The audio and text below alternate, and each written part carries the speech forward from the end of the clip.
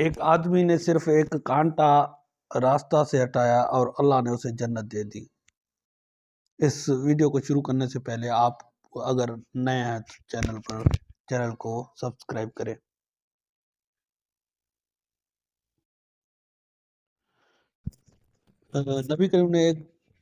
نبی کریم نے ایک سچا واقعہ بیان فرمایا جو انسان کی نیت کی عظمت بتاتا ہے۔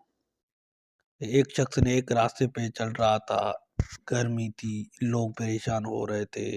اسی دوران اس نے دیکھا کہ راستے کے بیچوں بیچ ایک کانٹوں والی بڑی شاخ پڑی ہے۔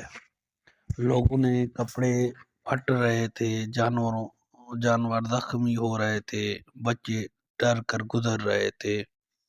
وہ شخص کچھ دیر کھڑا سوچ رہا، پھر دل میں آیا کہ اللہ کے بندوں کو تکلیف ہو رہی ہے، اور اس نے زور لگایا، شاخ اٹھائی، گھسیٹے اور راستے کے کنارے کر دی۔